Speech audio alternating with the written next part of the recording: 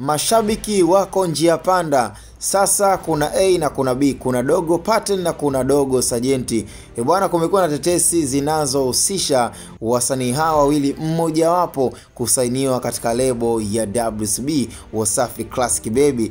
Na kuna watu wengi sana na asilimia kubwa ya wadau na mashabiki wanaamini kwamba Dogo Paten huenda akasainiwa kwenye lebo ya Wasafi, na uchochezi huo umeweza kufanyika kutokana na aina ya ukaribu kati ya Zuchu pamoja na Dogo Paten, na akiwalisia sapoti kubwa mpaka unapoweza kumuona muda huu Dogo Paten sio kwenye upande wa platform na sio kwenye upande wa kujizolea umaarufu na mashabiki wengi, ni baada ya Zuchu kuonyesha sapoti na upendo zaidi kwa Dogo Paten. Sasa akiwalisia, kuna baadhi ya watu wengine wanakwambia huenda ikawa ni surprise, na uambiwe tu kwamba pia kwenye swala zima la Dogo Sajenti pia kuna baadhi ya viongozi wa WCB akiwemo Babu Tale, ambaye na mwenyewe inaonekana kabisa amekoshwa na kipaji cha Dogo Sajenti, na ndio maana akiwalisia hata kwenye upande wa kushow love kwenye upande wa kipindi cha Wasafi Classic Baby ilikuwa ni rahisi pia kwa Dogo Sajenti kufanya interview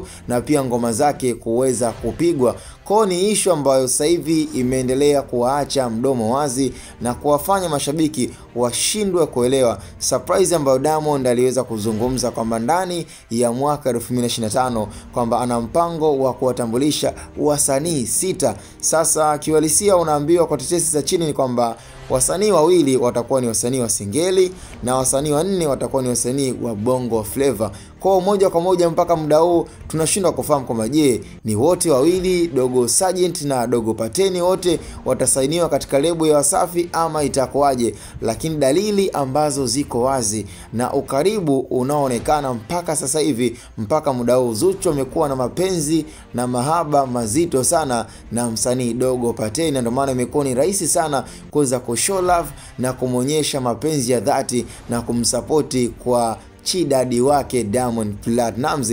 Na kama unavyojua Zuchu akisema yes manake Diamond hawezi kusema no kirahisi, na uwezo wa Dogo Paten pia unambeba, yani licha kwamba pia Zuchu, yani ukiachana kama na kumtetea na kuongeza nyama kwa Diamond, lakini kiwalisia uwezo wake una make sense, na hata tukisikia anasainiwa kwenye lebo ya Wasafi basi bila shaka naweza nikasema kwamba D-Voice ajipange na ajipange tena, kwa sababu kiwalisia moto utakuwa ni wakotea mbali katika lebo hiyo ya Wasafi. Cha msingi nafikiri tukutane kwenye comment na tuishie hapo.